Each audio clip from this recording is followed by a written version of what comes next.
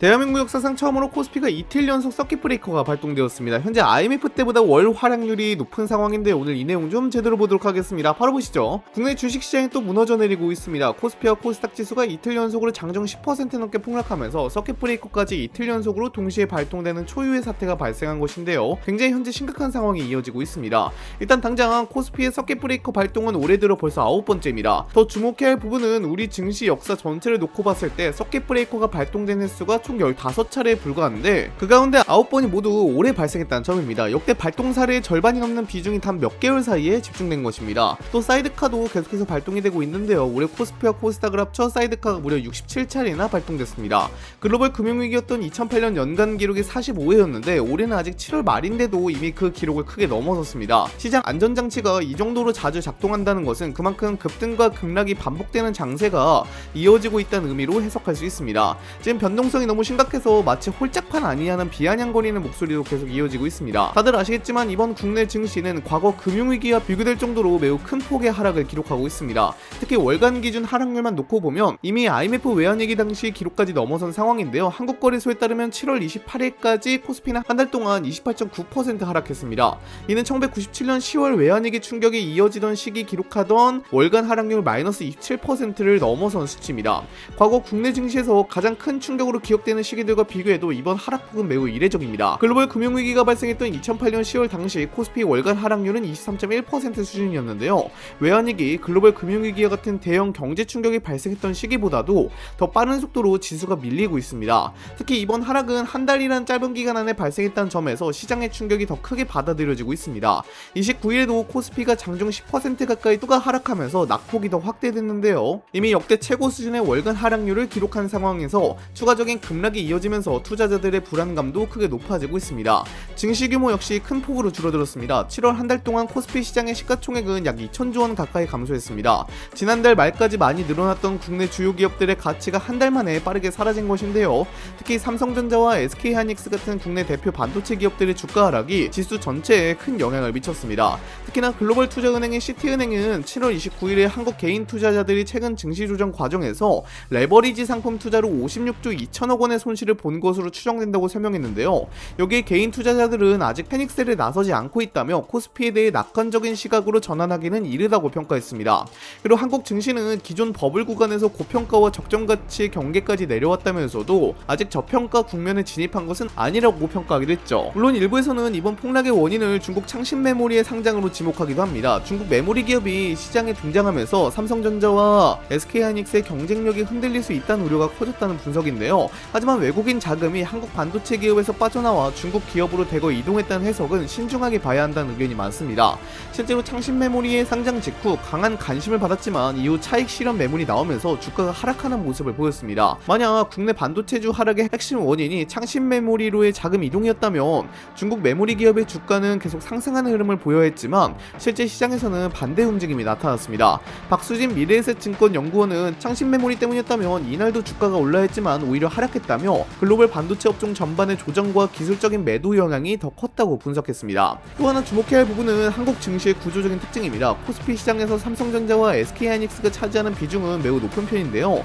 두 기업의 주가가 흔들리면 전체 지수가 큰 영향을 받을 수밖에 없는 구조입니다. 특히 최근에는 개인 투자자들이 삼성전자와 SK하이닉스 관련 레버리지 ETF에 집중적으로 투자하면서 변동성이 더 커졌다는 분석도 나오고 있습니다. 레버리지 ETF는 기초자산의 움직임을 확대해서 따라가는 상품이기 때문에 상승장에서는 높은 수익을 기대할 수 있지만 반대로 하락장에서도 손실폭도 크게 확대될 수 있습니다. 반도체주의 하락이 이어지면 ETF 운용 과정에서 리밸런싱 거래가 발생하고 이 과정에서 추가적인 매도 물량이 나올 수 있습니다. 이런 흐름이 반복되면서 시장 하락 압력이 더 커지는 구조가 만들어질 수 있다는 것입니다.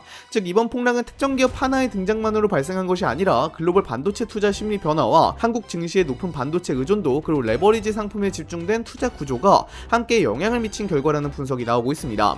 그런 상황 속에서 김용범 대통령실 정책실장은 최근 코스피 급락과 관련하여 단일 종목 레버리지 ETF 상품 때문만은 아니라고 설명했는데요. 김용범 정책실장은 AI 혁명은 실제로 진행되고 있다. 누구도 지금 와서 AI 혁명 자체를 의심하지 않는다며 다만 AI 혁명을 최전선에서 이끌고 있는 빅테크 기업들이 진행하는 대규모 투자가 실제 매출로 연결되고 지속 가능한 사업 모델이 될 수 있느냐에 대해 시장이 의문을 제기하기 시작한 것이라고 설명했습니다. 그러면서 이번 급락은 레버리지 ETF 때문에 발생한 것은 아니고 오히려 우리나라 시장의 변동 변동성이 더 크게 나타나는 것은 개인 투자자의 비중이 높고 개인 투자자들이 매우 역동적으로 투자하며 관련 파생 상품이 많기 때문이라고 말하였고, 삼성전자와 SK하이닉스가 시장에서 차지하는 비중이 매우 크다는 점도 영향을 준다고 말했습니다. 즉 개인 투자자들의 역동성 때문에 현재 코스피의 폭락이 발생했다는 것입니다. 현재 시장에서 가장 크게 주목하는 부분은 현재 하락세가 어디까지 이어질 것인지에 대한 부분입니다. 이미 코스피가 역사적인 수준의 낙폭을 기록하면서 일부 투자자들은 지금이 저점 구간에 가까워진 것 아니냐는 기대를 하고 있는데요.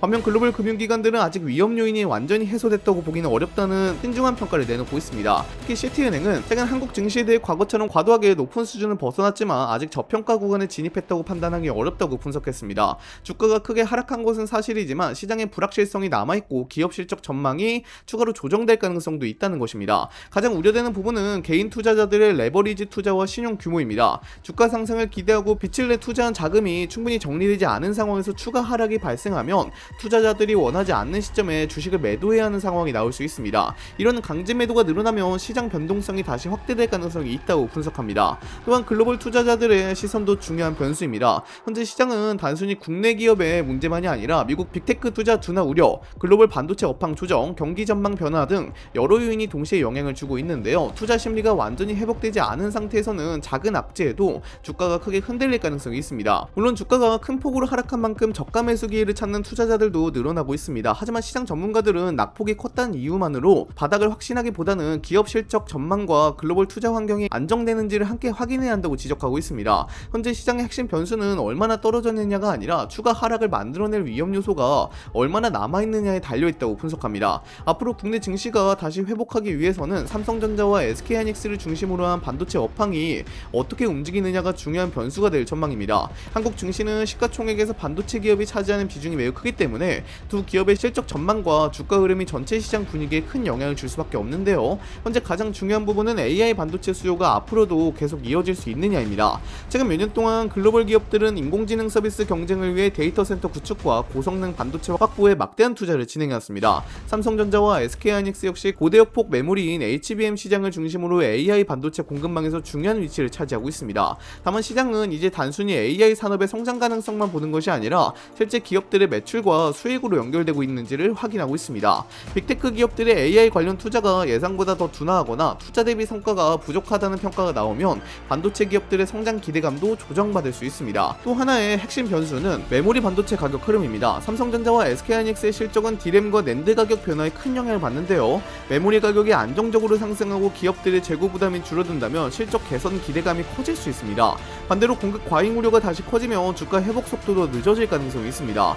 중국 메모리 업체들의 성장도 장기적으로 지켜봐야 할 부분입니다. 중국 기업들이 기술력을 빠르게 높이고 생산 능력을 확대할 경우 글로벌 메모리 시장 경쟁 구도가 변할 수 있기 때문입니다. 다만 현재 시장에서는 중국 업체의 성장 가능성과 함께 실제 기술 격차가 얼마나 빠르게 좁혀질 수 있는지를 함께 보고 있습니다. 현재 삼성전자와 SK하이닉스의 주가 회복 여부는 단순한 국내 투자 심리보다 글로벌 반도체 산업의 방향과 연결되어 있습니다. AI 투자 흐름, 메모리 가격, 글로벌 경기 전망, 중국 반도체 경쟁력까지 여러 요소가 동시에 움직이고 있는데요. 앞으로 국내 증시가 안정세를 찾기 위해서는 반도체 기업들의 실적 개선 신호가 확인되는지가 가장 중요한 기준이 될 것으로 보입니다.